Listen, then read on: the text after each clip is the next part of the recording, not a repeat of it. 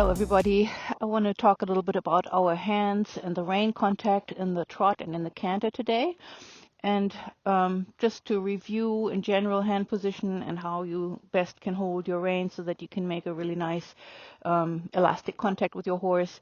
So start with, roll your shoulders back. Think that your upper arm should just hang down, as if pulled naturally down by gravity, vertically to the rest of your body.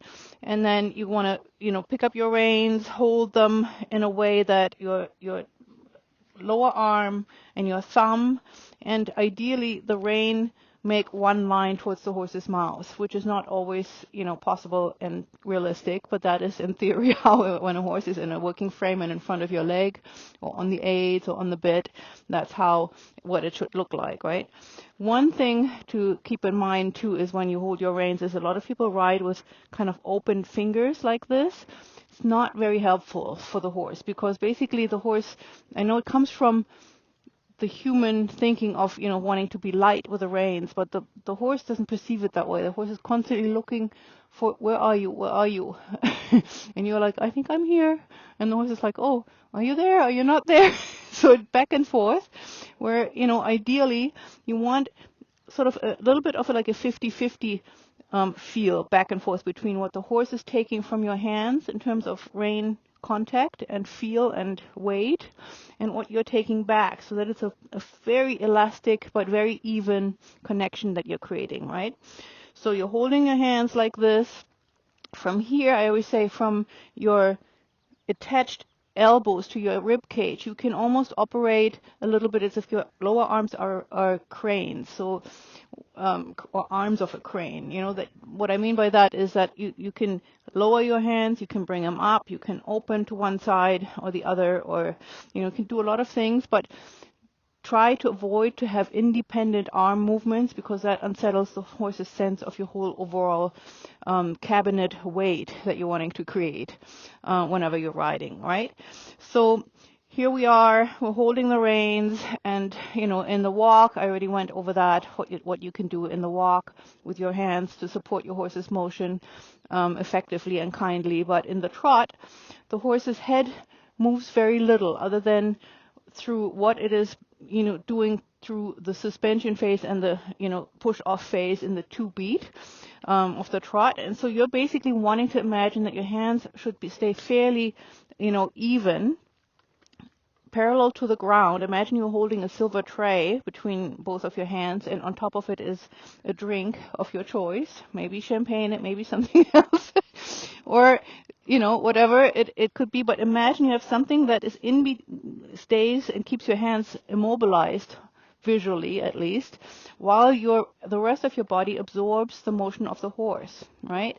So when you're in the trot and the rest of your body goes up and down, your elbows need to be mobile and not really tight and trying to stick to the rest of your body. And I think by imagining that you're holding an object between your hands, and sometimes I have my students hold like a frisbee, just so that they get a sense for what that actually would feel and look like, right?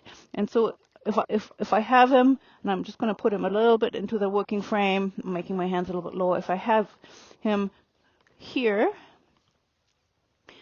then you're going to turn your body. When you want to turn to the left, you're going to turn a little bit this way. When you want to turn to the right, you're going to turn this way. And everything stays connected, right? So it's a nice, very even sort of feeling for the horse in his mouth. And in the trot, there's not a lot of wiggling and squeezing and giving and taking like I see a lot of people do initially when I start working with them. It's very quiet and steady. The horse has to be able to rely that you're there to support him, especially when we ask with our lower legs to constantly say to the hind end, come on, come a little bit more underneath yourself, push into the rein contact with the rest of your body. I'm here for you. I'm holding you, right?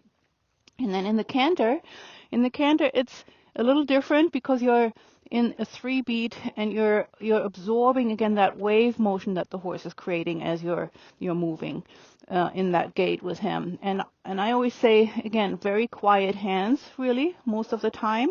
But when you're belly button comes forward, your hands will come back usually a little bit, have that tendency to absorb and absorb and absorb the horse's canter stride. And every time you come back, you can give a little squeeze on the reins, like you're squeezing very gently a sponge that you may have hold in each one of your hands. And it's not a big taking or anything rigid or strong, but it's just to kind of say, here, I'm here, I'm here. And it invites the horse to stay, and I'm going to give him a long rein. He doesn't have to stand like that. It invites the horse to stay supple through his whole body. You know, sometimes horses have a tendency to stay very sort of rigid in their pole because they've been taught to, you know, come up. The pole should be the highest point, and here we are, and we're riding, and we're, you know, holding, and the whole front end of the horse stays as if it's one stiff block, which is not helpful, not comfortable for the horse, and of course, you know, not conducive to what we really want to do when we're riding in harmony with the horse, right? So I hope that was helpful, and if there are any questions, please leave them to me for me in the comments, and I wish you happy riding. Thank you, Kuli.